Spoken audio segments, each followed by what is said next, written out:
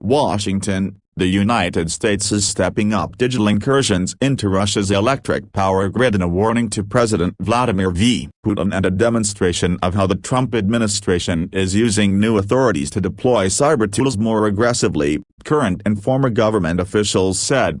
In interviews over the past 3 months, the officials described the previously unreported deployment of American computer code inside Russia's grid and other targets as a classified companion to more publicly discussed action directed at Moscow's disinformation and hacking units around the 2018 midterm elections.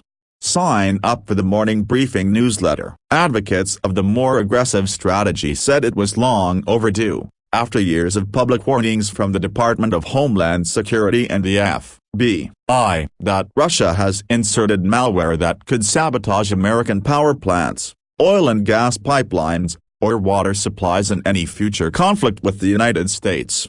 But it also carries significant risk of escalating the daily digital Cold War between Washington and Moscow. The administration declined to describe specific actions it was taking under the new authorities, which were granted separately by the White House and Congress last year to United States Cyber Command, the arm of the Pentagon that runs the military's offensive and defensive operations in the online world. But in a public appearance on Tuesday, President Trump's national security advisor, John R. Bolton, said the United States was now taking a broader view of potential digital targets as part of an effort to say to Russia, or anybody else that's engaged in cyber operations against us, you will pay a price. Power grids have been a low-intensity battleground for years, since at least 2012, current and former officials say. The United States has put reconnaissance probes into the control systems of the Russian electric grid. But now the American strategy has shifted more toward offense, officials say, with the placement of potentially crippling malware inside the Russian system at a depth and with an aggressiveness that had never been tried before. It is intended partly as a warning, and partly to be poised to conduct cyber strikes if a major conflict broke out between Washington and Moscow. The commander of United States Cyber Command, Gen. Paul M. Nakasone, has been outspoken about the need to defend forward deep in an adversary's networks to demonstrate that the United States will respond to the barrage of online attacks aimed at it.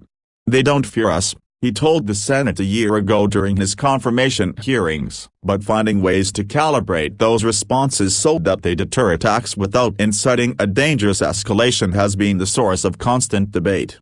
Mr. Trump issued new authorities to Cyber Command last summer, in a still classified document known as National Security Presidential Memoranda 13, giving General Nakasone far more leeway to conduct offensive online operations without receiving presidential approval.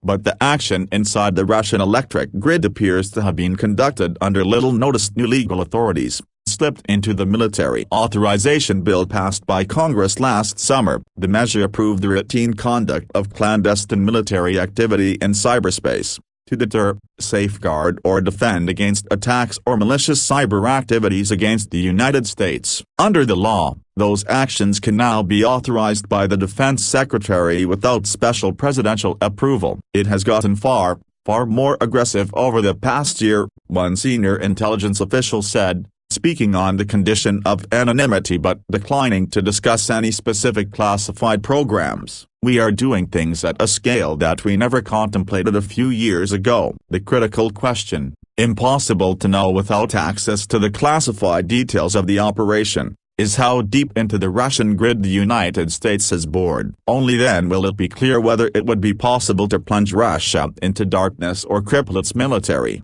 A question that may not be answerable until the code is activated.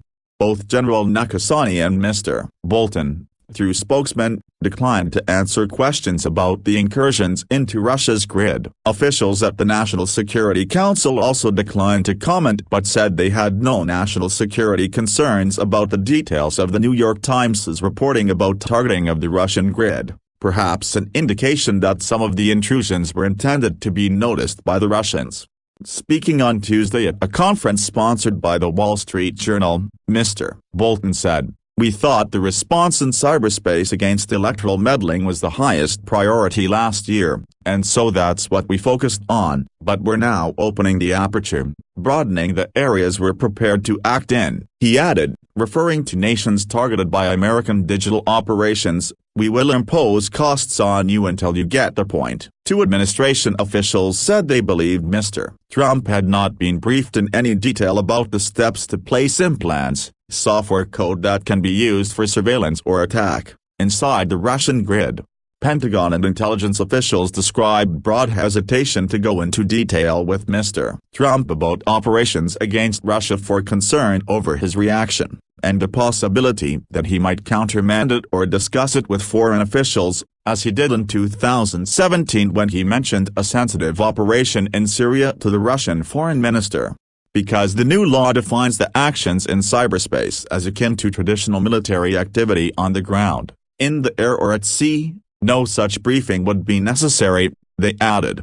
The intent of the operations was described in different ways by several current and former national security officials. Some called it signaling Russia, a sort of digital shot across the bow. Others said the moves were intended to position the United States to respond if Mr. Putin became more aggressive. So far, there is no evidence that the United States has actually turned off the power in any of the efforts to establish what American officials call a persistent presence inside Russian networks, just as the Russians have not turned off power in the United States. But the placement of malicious code inside both systems revives the question of whether a nation's power grid, or other critical infrastructure that keeps homes, factories, and hospitals running, constitutes a legitimate target for online attack. Already, such attacks figure in the military plans of many nations. In a previous post, General Nakasone had been deeply involved in designing an operation codenamed Nitro Zeus that amounted to a war plan to unplug Iran if the United States entered into hostilities with the country. How Mr. Putin's government is reacting to the more aggressive American posture described by Mr. Bolton is still unclear. "It's 21st century gunboat diplomacy," said Robert M. Chesney, a law professor at the University of Texas, who has written extensively about the shifting legal basis for digital operations. "We're showing the adversary we can inflict serious costs without actually doing much. We used to park ships within sight of the shore. Now, perhaps, we get access to key systems like the electric grid." Russian intrusion on American infrastructure has been the background noise of superpower competition for more than a decade. A successful Russian breach of the Pentagon's classified communications networks in 2008 prompted the creation of what has become Cyber Command. Under President Barack Obama, the attacks accelerated, but Mr. Obama was reluctant to respond to such aggression by Russia with counterattacks, partly for fear that the United States infrastructure was more vulnerable than Moscow's and partly because intelligence officials worried that by responding in kind, the Pentagon would expose some of its best weaponry. At the end of Mr. Obama's first term, government officials began uncovering a Russian hacking group, alternately known to private security researchers as Energetic Bear or Dragonfly. But the assumption was that the Russians were conducting surveillance, and would stop well short of actual disruption. That assumption evaporated in 2014, two former officials said, when the same Russian hacking outfit compromised the software updates that reached into hundreds of systems that have access to the power switches. "It was the first stage in long-term preparation for an attack," said John Hultquist, the director of intelligence analysis at FireEye, a security company that has tracked the group. In December 2015, a Russian intelligence unit shut off power to hundreds of thousands of people in western Ukraine. The attack lasted only a few hours, but it was enough to sound alarms at the White House. A team of American experts was dispatched to examine the damage, and concluded that one of the same Russian intelligence units that wreaked havoc in Ukraine had made significant inroads into the United States energy grid, according to officials in a Homeland Security advisory that was not published until December 2016. "That was the crossing of the Rubicon," said David J. Weinstein, who previously served as Cyber Command and is now Chief Security Officer at Clarity, a security company that specializes in protecting critical infrastructure.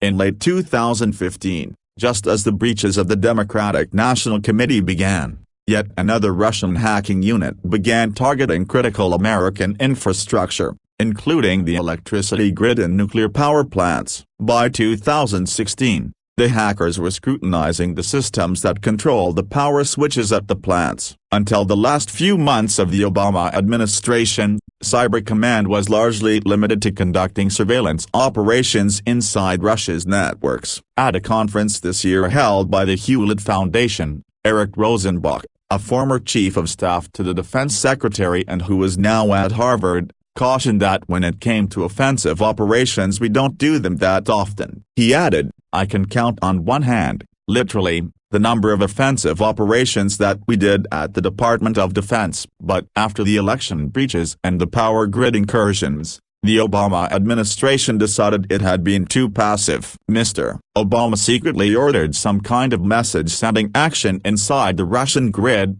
the specifics of which have never become public. It is unclear whether much was accomplished. Offensive cyber is not this, like, magic cyber nuke where you say, "Okay, send in the aircraft and we drop the cyber nuke over Russia tomorrow," Mr. Rosenbach said at the conference, declining to discuss specific operations. After Mr. Trump's inauguration, Russian hackers kept escalating attacks. Mr. Trump's initial cyber team decided to be far more public in calling out Russian activity. In early 2018, it named Russia as the country responsible for the most destructive cyber attack in human history, which paralyzed much of Ukraine and affected American companies including Merck and FedEx. When General Nakasone took over both Cyber Command and the NSA a year ago, his staff was assessing Russian hackings on targets that included the Wolf Creek Nuclear Operating Corporation, which runs a nuclear power plant near Burlington, CAN, as well as previously unreported attempts to infiltrate Nebraska Public Power District's Cooper Nuclear Station, near Brownville. The hackers got into communications networks, but never took over control systems. In August, General Nakasone used the new authority granted to Cyber Command by the secret presidential directive to overwhelm the computer systems at Russia's Internet Research Agency, the group at the heart of the hacking during the 2016 election in the United States. It was one of 4 operations his so-called Russia small group organized around the midterm elections. Officials have talked publicly about those, though they have provided few details. But the recent actions by the United States against the Russian power grids, whether as signals or potential offensive weapons, appear to have been conducted under the new congressional authorities. As it games out the 2020 elections, Cyber Command has looked at the possibility that Russia might try selective power blackouts in key states. Some officials said, for that, they said, they need a deterrent. In the past few months, Cyber Command's resolve has been tested. For the past year, energy companies in the United States and oil and gas operators across North America discovered their networks had been examined by the same Russian hackers who successfully dismantled the safety systems in 2017 at Petro Rabigh, a Saudi petrochemical plant and oil refinery. The question now is whether placing the equivalent of landmines in a foreign power network is the right way to deter Russia. While it parallels Cold War nuclear strategy, it also enshrines power grids as a legitimate target. We might have to risk taking some broken bones of our own from a counter-response, just to show the world we're not lying down and taking it, said Robert P. Silvers, a partner at the law firm Paul Hastings and former Obama administration official. Sometimes you have to take a bloody nose to not take a bullet in the head down the road.